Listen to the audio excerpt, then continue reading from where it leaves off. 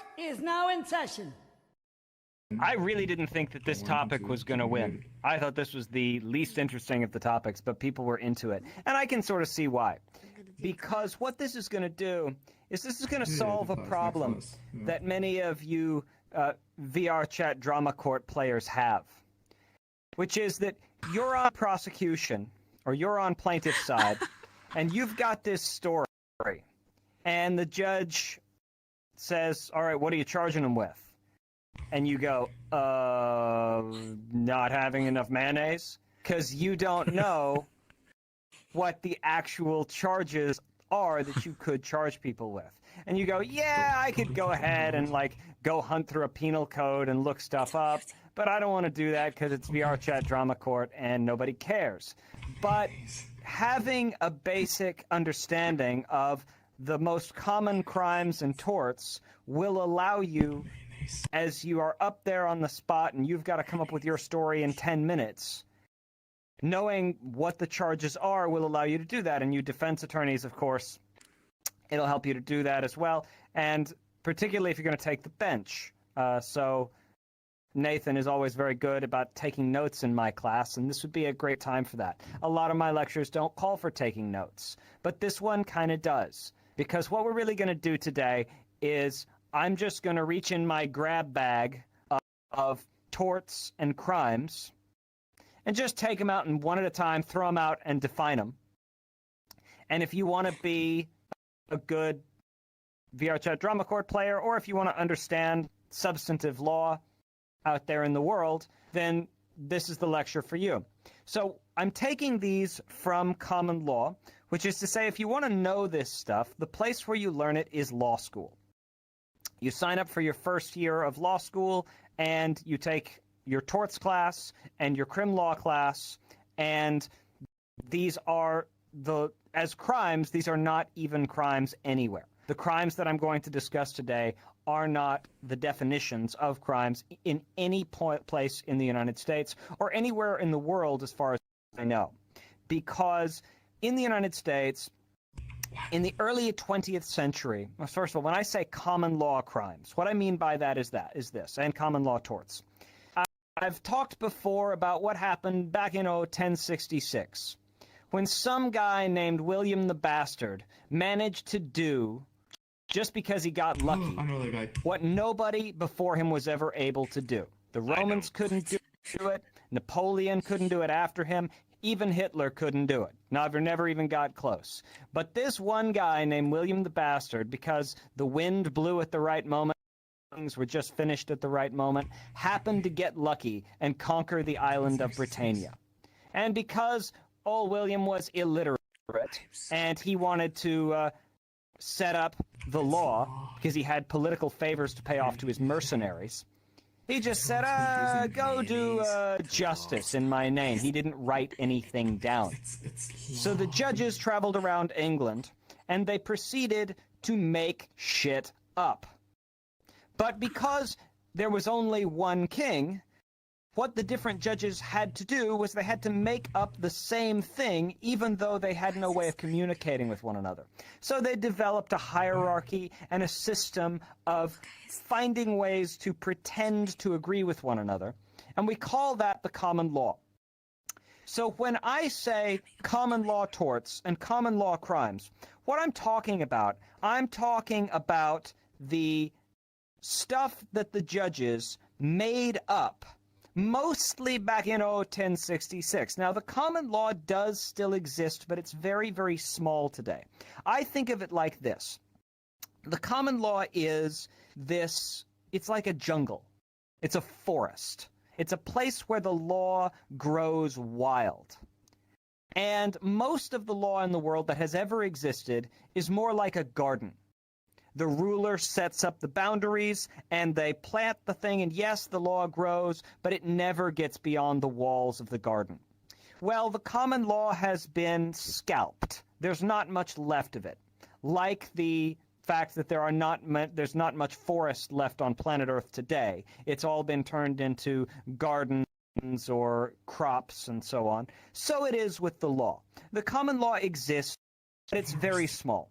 Nevertheless, the plants which grew in the garden of the common law still basically grow within the walls of the gardens. That is to say, in the 20th century, they took common law crimes in the United States, early 20th century, they removed common law crimes off the books and replaced them with statutory crimes. That is to say, they stopped letting the judges make up the crimes and made the legislature make up the crimes. But they left, in the early part of the 20th century, the defenses, and most importantly, mostly what the legislature did is they just took the crimes that the judges had already made up, and they said, yeah, we're doing that. Yeah, we're doing that. They changed a few things here and there. But mostly, these concepts apply, but have evolved in different ways, and I'll talk about that as we go. In the 1970s, from the early 20th century, common law crimes were removed, but common law defenses remained. In the early 1970s, that changed too, and common law crime died permanently in the United States. There's nothing left of it, but its memory remains because we still have legal concepts in the law that were grown in the original forest of the common law. Torts, however, is a place in which the common law is still very much alive. There are indeed plenty of statutory torts, but most of the things that you're going to be suing somebody for are still part of the common law. It's still part of the tradition that began when a bunch of judges had to pretend that William the Conqueror knew how to read. And so I want to go through, and the prior lectures that I've done, think back particularly to the lecture on homicide. I've given that lecture a couple of times. And I said that homicide is the killing of a human being by another human being, and then I started adding stuff to it. And, you know, if you do it with this frame of mind, it's murder. And if you do it with that frame of mind, it's manslaughter. And with that frame of mind, it's criminally negligent homicide.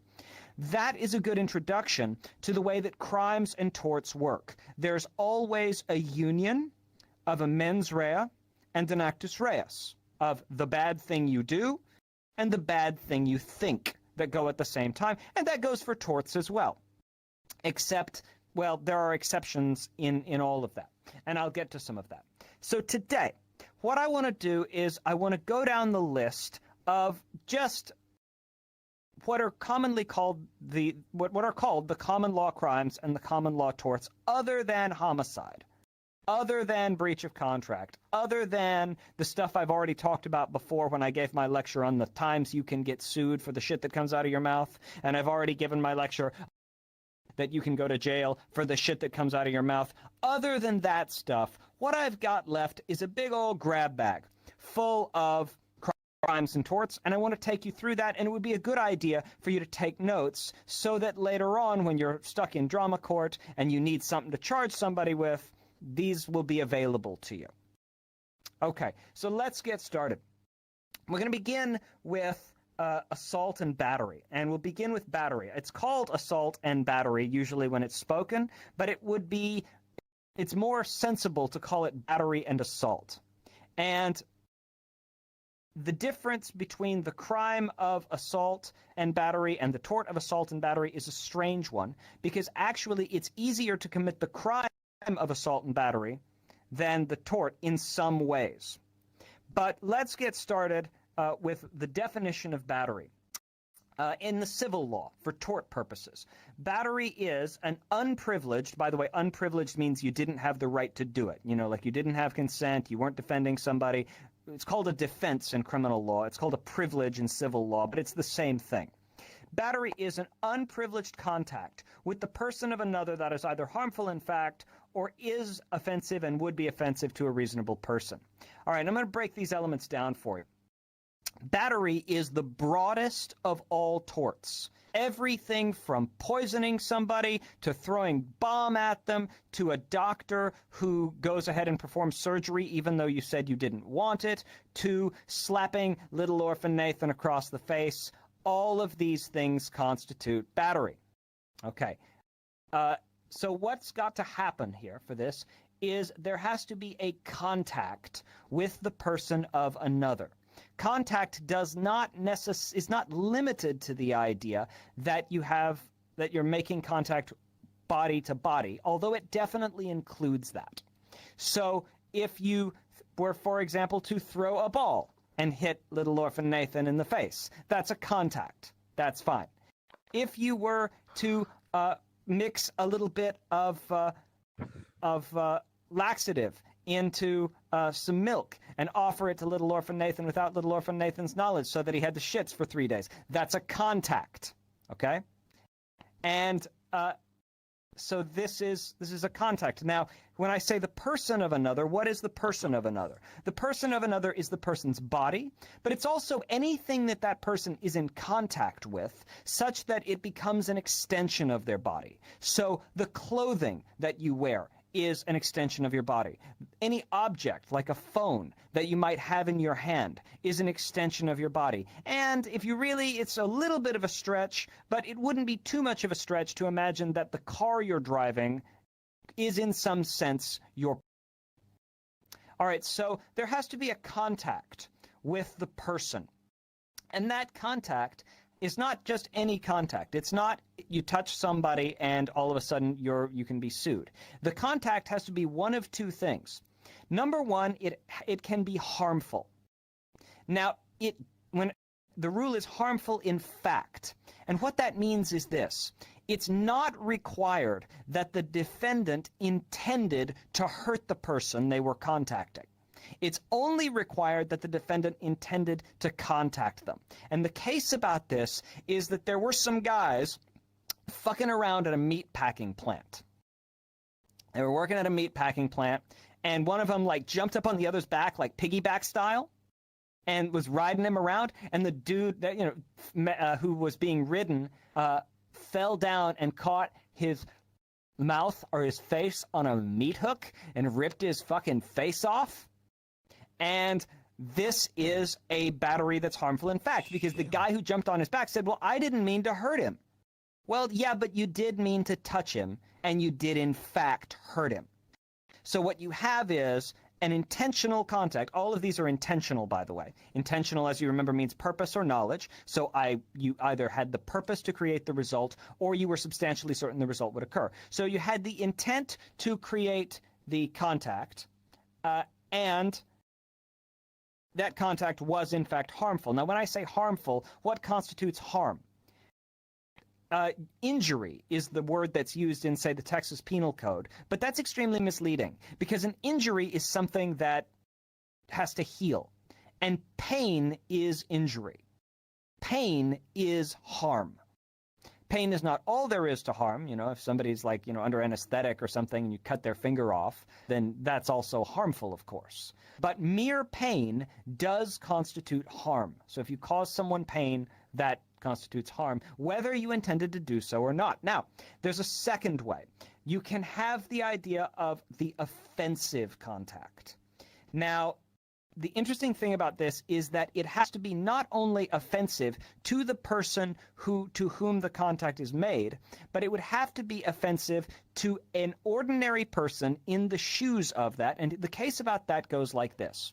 You've got this 19th century English woman, upper class, very prim and proper. And she has a little girl, and they have to take a cab. The kind of cab driven by a cabbie. Oi, madam, come right on here. That sort of thing. And so, prim and proper lady and her sweet darling daughter get into the cab.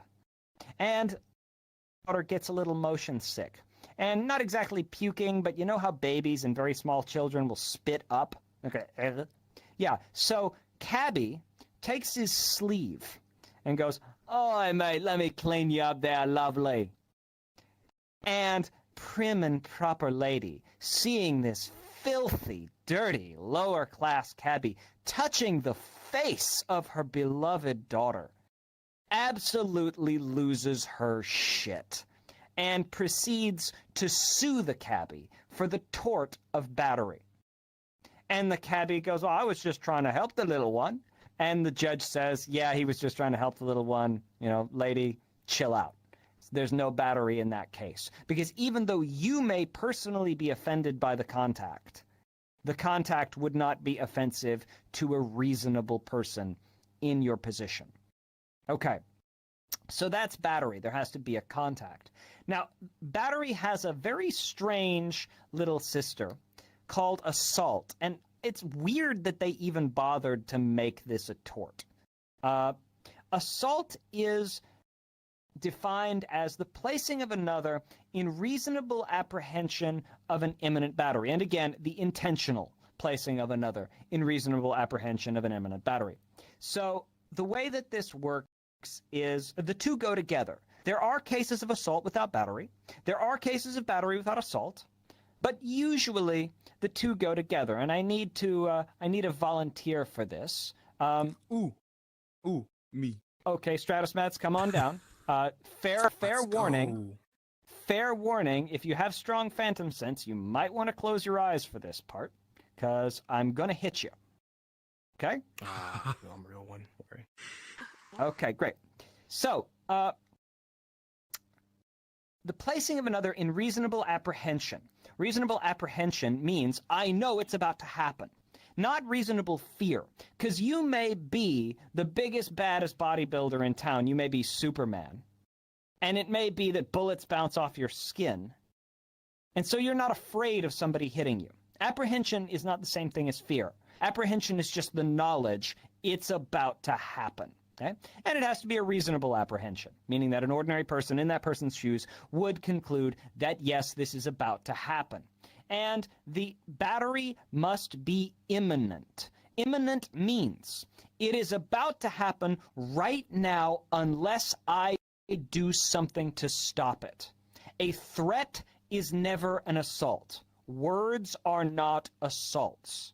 An assault is the knowledge that the thing is about to happen. So, for example, first I'll begin with the issue of assault and give you an example of assault and battery. Hey, Stratus, can you see me?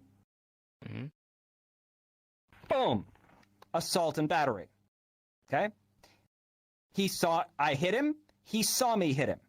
It was battery because I hit him. It was assault because he saw that I was about to hit him. Now, assault. Hey, Stratus, can you see me? Yep. Whew. See that? I stopped before I hit him. That's assault.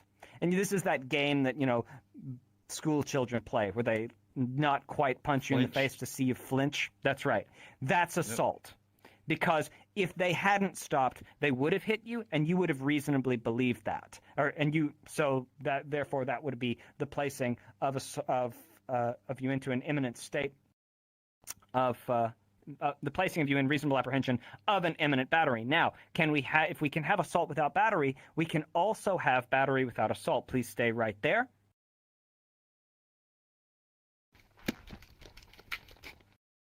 Okay? If I hit him from behind, it's battery without assault because he didn't see it. He was never in reasonable apprehension, right? So, Sam Fisher is the master of battery without assault.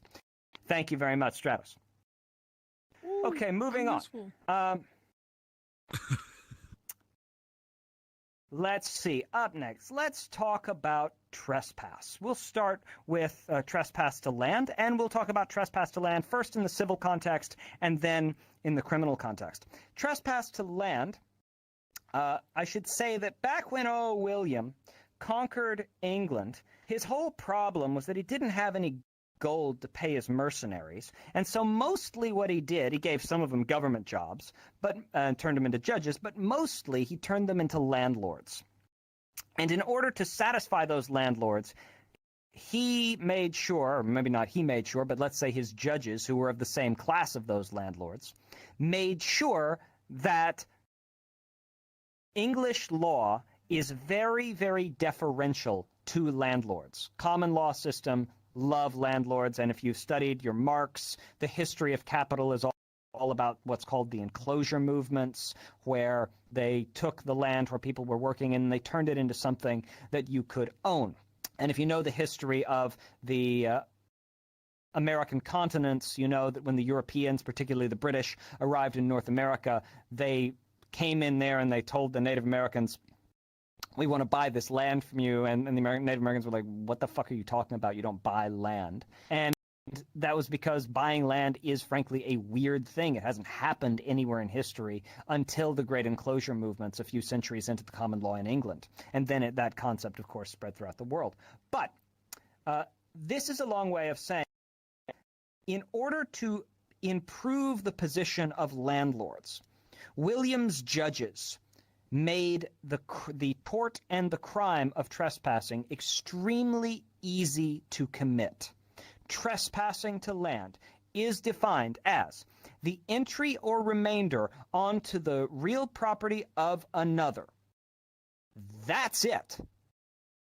And it's intentional, but intentional includes the entry. It doesn't include the property of another. So you don't have to know whose land it is for you to trespass on it.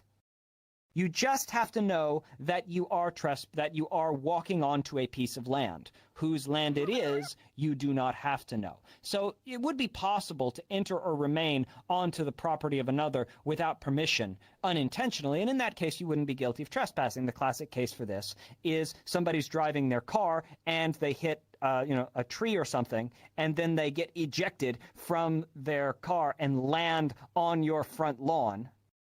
You can't sue that person for trespassing because they didn't intentionally enter onto your front lawn. But if they enter onto your front lawn, even if they don't know it's yours, even if they reasonably believe it is theirs, you can sue them for trespassing.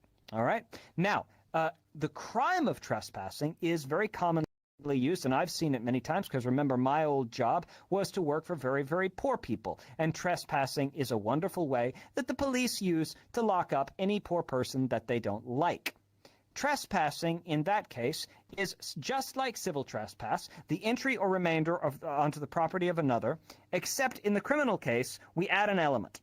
The entry or remainder onto the property of another, having received notice to depart, or notice that entry is unwelcome. So have you ever wondered what is the significance of a no trespassing sign? It's a really interesting concept. Because first of all, why would you need to say no trespassing? Isn't trespassing by definition defined as a tort or a crime? Right? You could just write that in a book. Everybody knows you're not supposed to trespass. So why would you write no trespassing? That's redundant. Well, here's why. You write no trespassing because that changes the civil trespass of entry or remainder onto the property of another to the criminal trespass of entry or remainder onto the property of another with notice to depart. The purpose of the no trespassing sign is not just to let you know this is my place. The purpose of the no trespassing sign is to let you know this is my place and the police going to beat your ass if you violate it. That's the point of the no trespassing sign. Okay, so that's trespass to land. Now, this leads to the foundation of all kinds of tort things because you don't have to know whose land it is in order to be liable for civil trespass. That means that if you should happen to come onto somebody's land and let's say develop it, let's say if you ever seen the movie There Will Be Blood. About the oil barons, where you would like build an oil rig on somebody else's land or something like that.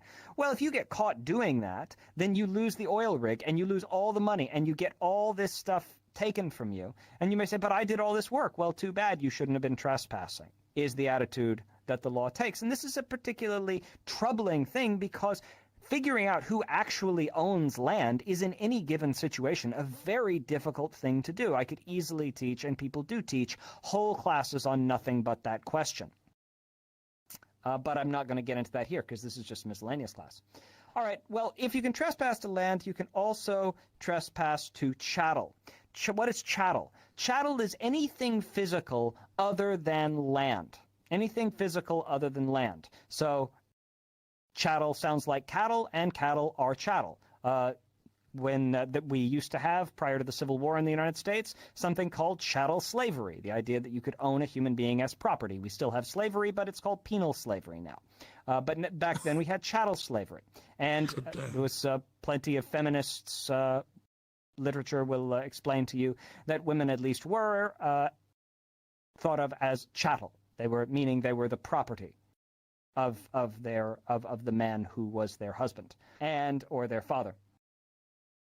So trespass to chattel is harder to commit than trespass to land, in that trespass to chattel requires either a substantial deprivation, meaning you have to hold the thing for a substantial amount of time, or you have to have the thing lose value in some way as a result.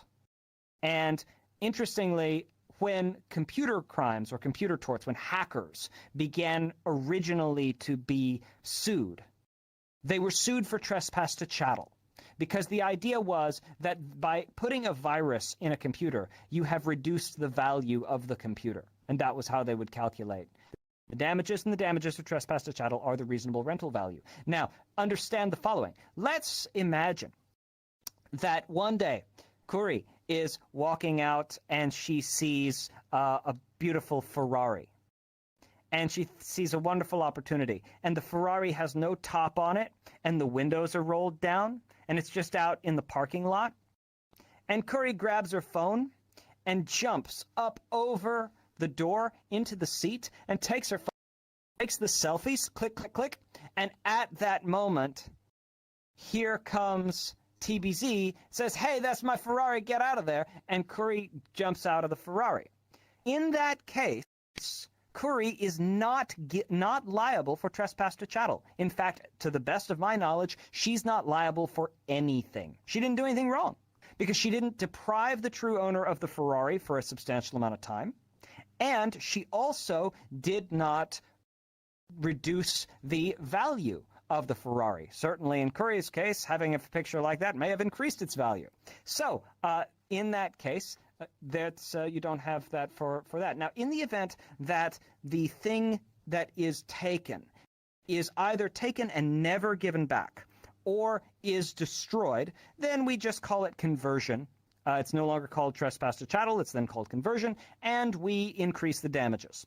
That's pretty simple with that. I've already talked about IED back in my class when I talked about what you can get in trouble for the shit that comes out of your mouth. Let's talk about some crimes.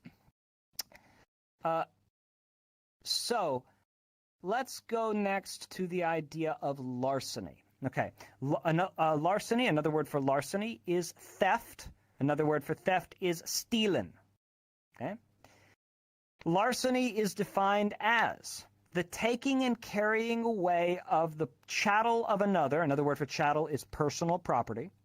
The taking and carrying away of the personal property of another with the intent to deprive the true owner thereof permanently.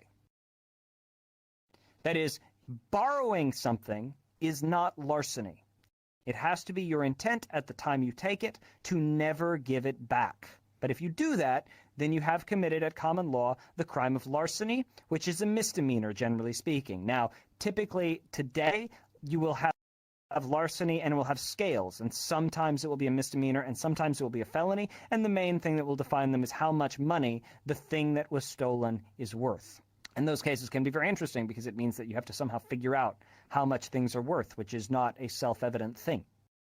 But the taking and carrying away of the personal property of another with the intent to permanently deprive the owner thereof. Let's say that King Nothing is walking through Walmart and happens to see on the shelf the latest, say, a pack of batteries that he needs to plug in his controllers. And he thinks to himself, I'm going to shoplift these batteries. He takes the batteries out, he slips them under his hoodie, and he proceeds to walk around the store. Then as he walks around the store, suddenly Jesus appears in front of him and says, King Nothing, don't steal those batteries. And King Nothing says, okay, and he puts the batteries back. Thanks, Jesus. Okay, in that moment, too bad Jesus was too late. King Nothing is already guilty because he took the batteries off the shelf. They were the personal property of another, too, at Walmart, and he carried them away. And when he carried them away, it was his intent to permanently deprive Walmart thereof. That doesn't mean that Walmart will actually prosecute somebody who does that, because there are problems of proof in that case. But in theory, even if you put the batteries back, you're still guilty of larceny, if it was your subjective intent at the time to steal them. Okay, now larceny has a couple of ways that it can be made worse. And the basic is robbery. Larceny, in the same way that, murder is homicide plus malice aforethought, robbery is larceny plus one of two things. It's either larceny from the person of another. Person in this context means the same thing I said earlier when I was talking about battery. Either larceny from the person of another. So, if purse snatching is the classic case, right? Lady's walking down the street, somebody runs up, snatches the purse right off her, doesn't hurt her, but grabs the purse out of her hands and hauls ass. That's robbery. It's robbery because the purse was in her hand, it was on her person. So this is to be distinguished from the lady who leaves her purse, somewhere on a table somewhere and comes and somebody sneaks in and takes the purse off the table. The larceny is usually a misdemeanor, thus taking it from the lady's hands becomes a felony. By the way, what's a felony? A felony today is defined as a crime for which the punishment is 1 year or more in Texas. In other places, it's more than 1 year. But at common law, a felony was defined as any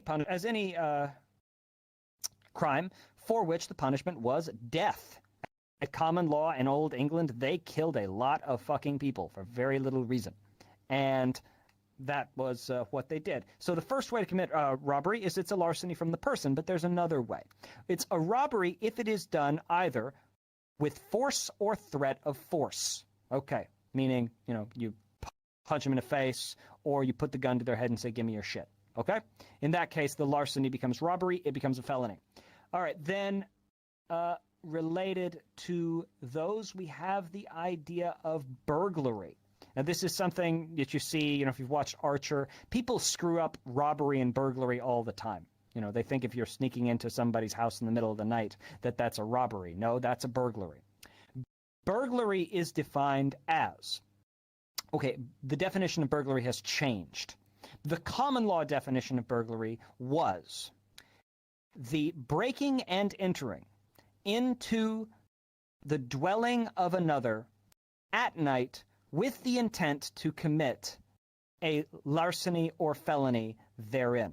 Okay, so let's say the dwelling means the place where you live, right? So it wouldn't have been possible to burgle Walmart in the old days. Today's they've changed the part about dwelling to a building. So now you can burgle Walmart. But in the old days, you could only burgle a house or a dwelling, could be an apartment or whatever. And there would be a breaking and entering, and much discussion exists about that. First of all, there has to be a breaking. Breaking doesn't necessarily mean you break a window, although that is a breaking. There could be a door that is left unlocked. And if the door is left unlocked and you turn the handle and you open it just a little bit, that's a breaking. But if the door was not just left unlocked, it was left slightly ajar so that little mechanism hadn't clicked into place, and you then open the door, no breaking. And therefore, no breaking. So there's a breaking, and then the entry through the position that you just broke. So if you break one point and then go around through the other, that's not a breaking and entering. The two have to happen concurrently. All right, so there must be a breaking and entering into the dwelling place of another. At night was the old definition. We don't do that anymore. It's not required that it be at night anymore. At night, with the intent to commit a felony, any felony, or larceny. You know what larceny is? While you're inside. And you don't have to actually commit the felony or larceny once you're inside, in the same way that when King Nothing put the batteries in his hoodie, he had already committed the larceny because it was in his intent to permanently deprive the true owner thereof.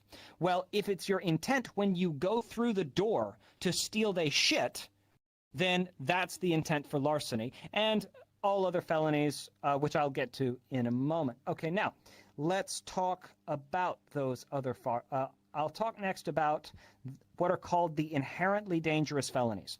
If you'll remember my talk on homicide, you may remember that I said that there's a kind of murder called felony murder. Of course, murder is a felony, and so is manslaughter. But I said there's a kind of murder called felony murder. And I said that felony murder is any foreseeable death that occurs during the commission or escape from an inherently dangerous felony. And there is much argument about what the fuck is an inherently dangerous felony. Some jurisdictions say that an inherently dangerous felony is a felony which is dangerous in the abstract. Others say that it is a felony which is dangerous in the manner it was originally committed, or the manner that it was actually committed in the present case. But all jurisdictions believe that the following are inherently dangerous felonies, and the mnemonic is BARK. B-A-R-R-K. Burglary, you know burglary, arson, rape, robbery, kidnapping. Next is arson. Arson is another example of a common law felony which has changed very, very much over the years. Arson used to be defined as the malicious, not just the intentional, the malicious burning of the dwelling of another. You burn somebody's house down because you hate that person, basically, was the old definition. It would require, it was a very specific thing that you had to do. But the laws pertaining to arson, as time has gone on, have gotten much, much broader. Why? Because insurance companies pay politicians. Insurance companies pay politicians to get elected, and therefore insurance companies write the law, and insurance companies really, really don't like it when people burn stuff. Because when people burn stuff, then claims get filed, and insurance companies pay money. So in that case, the insurance company has changed the law. But the original required the malicious burning of the dwelling of another. Now, it's not simply listed, it's not simply limited to the burning of dwellings. It's almost everywhere the burning of structures. And there's some argument about what constitutes a burning. The general rule is that if there's some blackening at common law, meaning if you set the fire and things get a little black, that's not arson, that's not burning.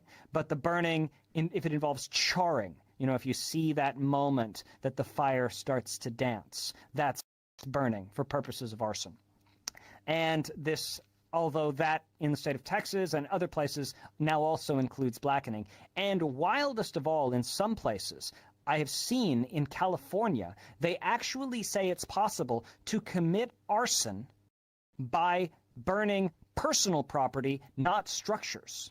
And as a result, I have seen, I don't think the charges actually stick, but I have seen people actually, I'm aware of people having been charged with arson because they're homeless and they tried to burn a trash fire so they don't freeze in the middle of the night, which, you know, is somewhat understandable that you don't want people, you know, having unlicensed burning. But my God, a felony for somebody's trying to get through the night alive, I think that's awful. But that's what they do in the state of California and elsewhere as well. Okay, let's see. Burglary, arson, rape. Rape. Okay. Boy, here's something that seems to come up a lot in VRChat Drama Court, so I guess we need some discussion of rape. Okay. The definition of rape has changed many, many times throughout history, and it will continue to change. The common law definition of rape. This is the definition of rape as it was 1,000 years ago almost, okay? 1,000 years ago, this was what it was. Rape was unconsensual sexual penetration by a man with a woman, not his wife, the forcible sexual penetration by a man with a woman, not his wife, without her consent. It required a lot. So it required forcible, not just that she said no. It required that this was the law. it was only rape if the woman resisted, quote, to the utmost. So a little bit, no, I don't want it. No. If it was going to be rape, she had to be going for the sewing needles. She had to be going for the nearest deadly weapon. She had to be protecting her honor. Okay? That's what forcible meant. Forcible sexual penetration. Penetration means of the penis of the vagina. That's it. Nothing else constituted as the sex act that made rape. Forcible sexual penetration by a man. Men could not be raped. They could only rape. That's not true anymore. By the way, I'll go through and I'll say forcible, not required anymore. It is rape is rape whether it is forcible or not. And the idea that women have to protect their honor, that's product of a bygone era. Gone. Sexual penetration is now expanded. Used to be, it had to be the penetration of the penis of the vagina. Not anymore. Now what is typically done is that states will list certain body parts that contact certain other body parts. Right? So if the penis penetrates the mouth or penetrates the anus, then that constitutes, and so there's a list of sex acts which constitute that. All right, so forcible sexual penetration by a man used to be only a man could rape, and a man could not be raped. Not true anymore. Men can be raped now. With a woman used to be a woman could not be a rapist. Not true anymore. Now a woman can be a rapist. Forcible sexual intercourse by a man with a woman, not his wife, used to be that you simply had the right, or men simply had the right, to force themselves on their wives. That was the law. And I should say that I have had students in China tell me that they have law professors who tell them that they're not sure that that's not still the law in China. And my students are pretty unhappy about that. Anyway, not his wife without her consent. And obviously the consent remains, but there's development on what constitutes consent, right? And you would say, if it's forcible, then why exactly would you need the without her consent? Obviously, if it's forcible, then it's without her consent. Well, maybe not, because maybe they're into some BDSM stuff, right? But the without consent has evolved and is continuing to evolve, and there are movements in the legal community to change, from the no means no standard of consent to the yes means yes standard, meaning that it should go from a standard of, well, if she doesn't say no, then it's probably okay, to a standard of, if she doesn't say yes, then it's not okay. And that is being worked out. I think there are a small number of jurisdictions in the United States that practice yes means yes consent, and it seems complicated in some ways, but that's the development, and it's going to continue to develop. All right, so that's rape. Burglary, arson, rape, robbery. I've already talked about robbery. And kidnapping. Kidnapping has changed quite a bit. Kidnapping used to be the of a person's liberty by force or show of force so as to send the victim into another country. Today, it is not required that you send the victim into another country. It is required that you move them, quote, a substantial distance. And in some places, like California, people are sometimes charged with kidnapping for moving people any distance, or substantial is so I've seen a case where somebody was accused of kidnapping because there was a fight and they grabbed the person by the collar or so and yanked him over here. That seems like a way too broad expansion of the crime of kidnapping to me, but the state of California does that sometimes, so that's what they do. But the moving of a person by force or threat of force a substantial distance. What's a substantial distance? It's a fact question for the jury. We make it up. Okay. Speaking of that, let me go back to a tort that I missed. The tort of confinement, also known as the tort of false arrest. Now, we normally think that the only people who get sued for false arrest are cops, but that is not true. Anyone can commit false arrest, and for that reason, I prefer to not call it false arrest. I prefer to call it by its other name, the tort of confinement. The tort of confinement is that the defendant intentionally confines the plaintiff without the plaintiff's consent and without authority of law, and causes the confinement such that the plaintiff becomes aware of it, and it has to be within a bounded area with no reasonable chance of escape, right? So let's say that Juicy is working at the gas station and happens to go to sleep because it's between shifts and he's going to take a nap. And he goes into the back room and lies down to take a nap. And let's say that Mari, Juicy's boss, comes in and locks Juicy in without Juicy's consent and from the outside. So Juicy's got no way out. But Mari only locks Juicy in for about an hour, and Juicy's asleep for that whole hour and then some. In that case, there is no confinement. There's no false arrest. Juicy has to actually know he is being confined in order to be confined. Furthermore, there must be, quote, no reasonable means of escape available to Juicy. So if there's a window that Juicy could crawl out of, then that's probably a reasonable means of escape. Now, what's a reasonable means of escape? Well, jury makes it up, but I feel like my sense is that if Juicy could open a window and crawl out, that might be reasonable. But if Juicy has to break a window to get out, that's probably too far. That's probably not reasonable. All right, so that is the idea of confinement. And let's see the time. Okay, we're doing very well. Let's talk about embezzlement. We have had this come up a few times in VRChat Drama Court. Embezzlement is the fraudulent taking of personal property by someone to whom it was entrusted. Okay, here's the thing. Larceny is the taking and carrying away of the personal property of another with the intent to permanently deprive the owner thereof. The taking! You have to take it to be guilty of larceny.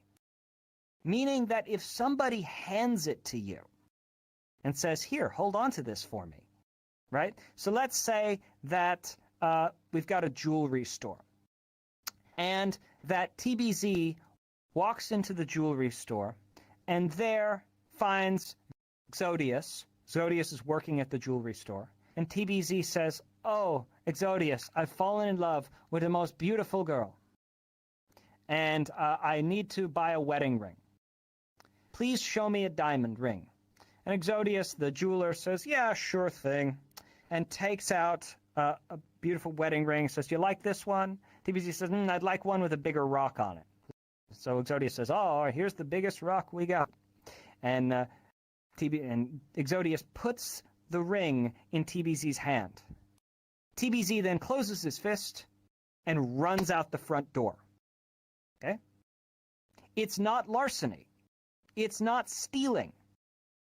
Because stealing is the taking and carrying away of the personal property of another. And TBZ didn't take it. Exodius gave it to him, or entrusted it to him, I should say, not gave it to him, but entrusted it to him, meaning that there was no taking. So larceny is not what we have. Instead, what we have is a case of embezzlement. Now, of course, how embezzlement usually works is that you've got some person who is in charge of managing someone else's property. And usually the someone else's property that we're talking about is money. And usually the someone else that we're talking about is not another person, as we understand it, but a legal person, by which I mean a corporation or sometimes a government. And so when a person has been entrusted, say you're a CEO of a corporation, it becomes your job to manage the money of the corporation. You have been entrusted with it.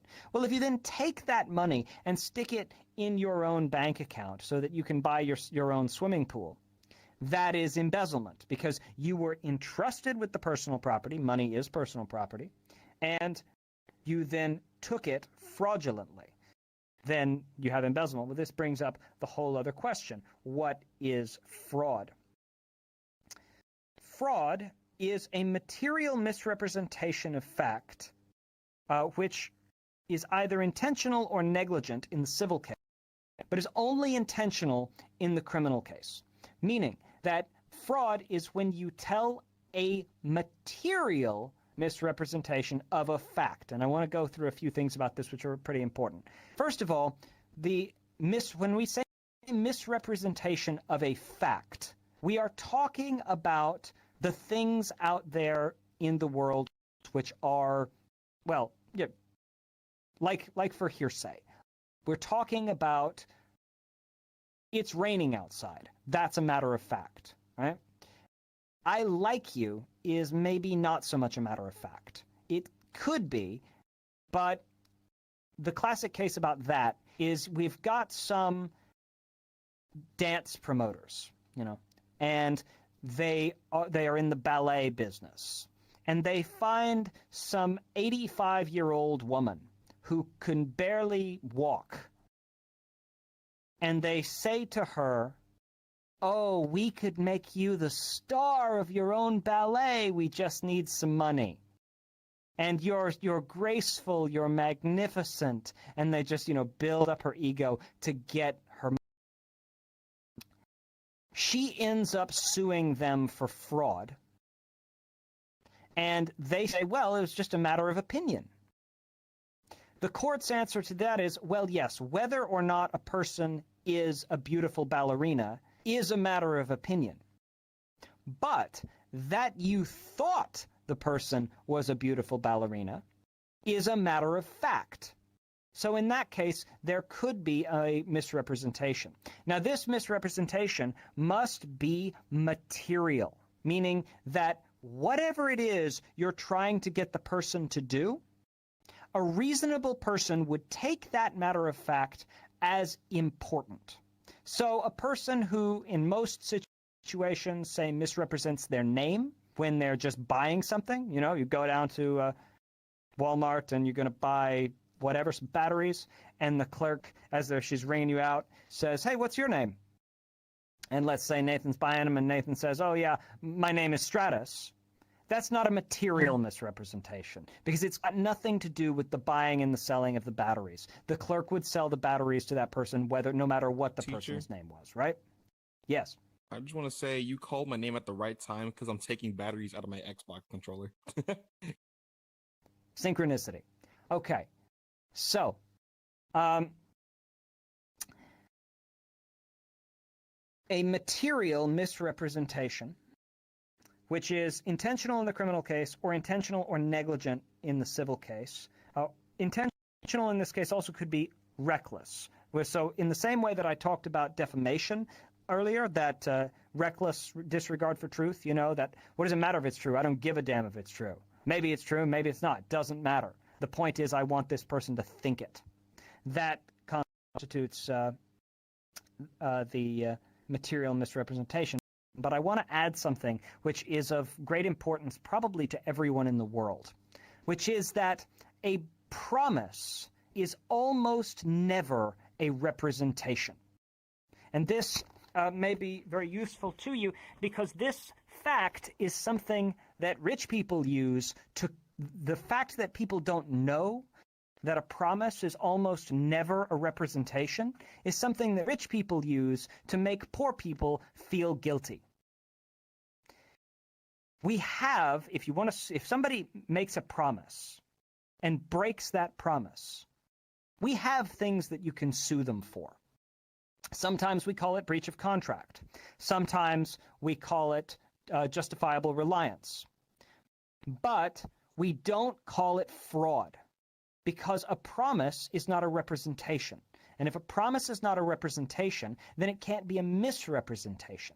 Okay, there's a tiny little exceptions to that rule.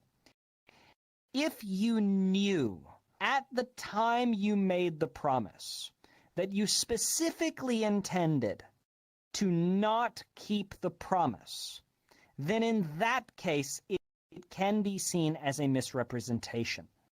But understand, that isn't how it works. Because even if that were how it worked, unless the person is astonishingly stupid, you'd never prove it. Because how do you know what another person intends, right? I mean, let's say that Juicy is going to lend some money to Nothing. And Juicy says, I'll give you $100 today, and you give me $120 next week. And Nothing says, yeah, sure. Next week rolls around.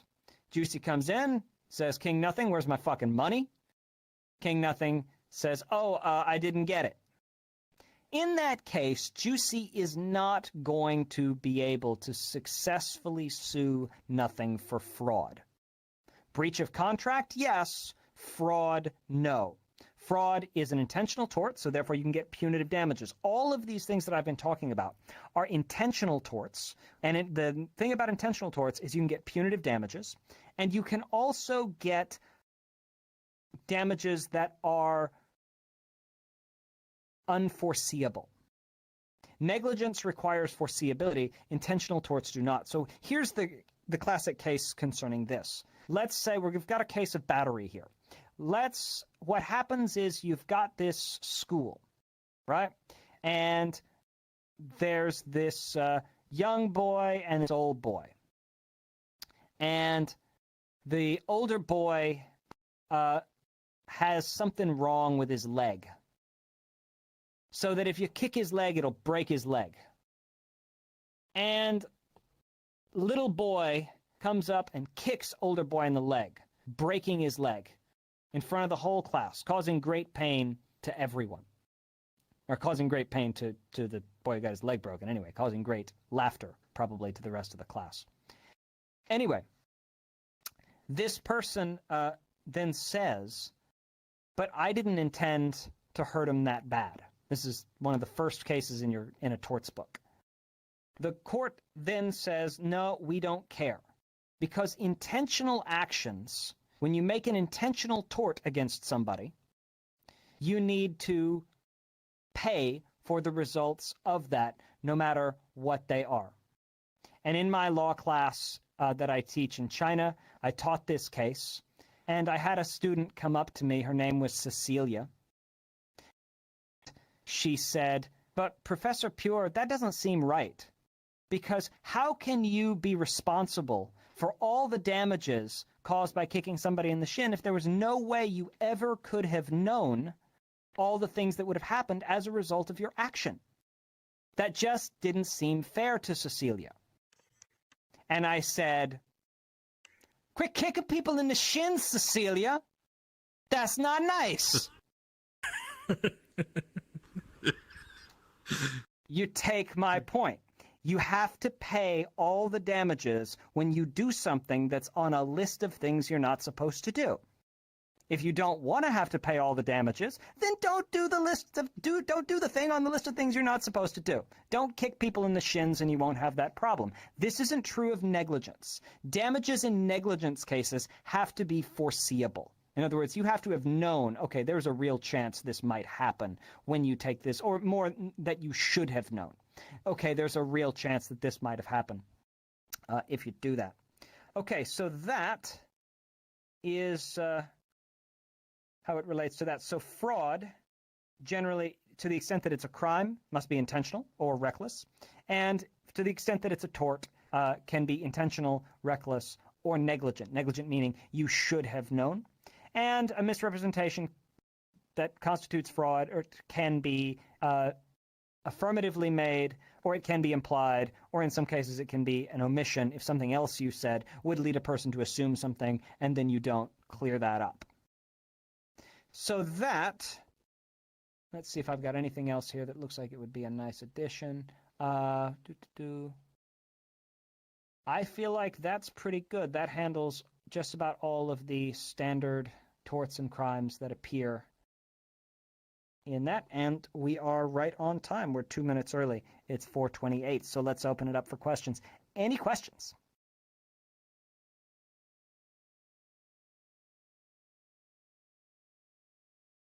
Awesome. Oh, yes, I've got nothing. one. Okay. So we were talking about like assault and battery, and assault being, again, I think it was the imminent threat or danger, and the knowledge of Assault being the placing battery. of the placing of another in reasonable apprehension of an imminent battery. Mm-hmm. So, what about sexual assault in relation to, say, going further, maybe Right. rape?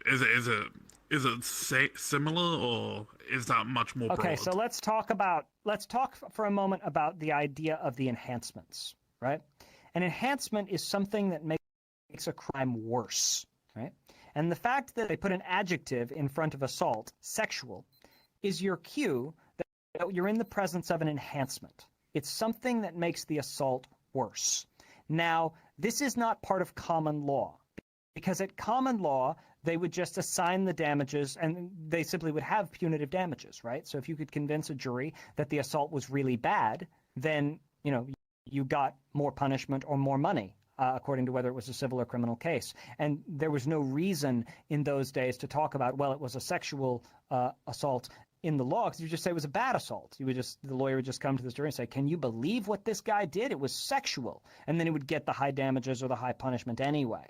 But when common law transferred over to statutory, they began creating all of these enhancements, the shit that makes the shit worse.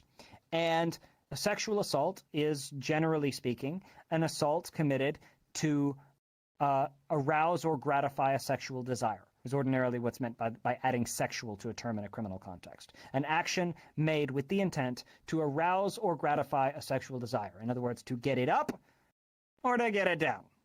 Okay? Does that answer your question? Yeah. Okay. Any other questions?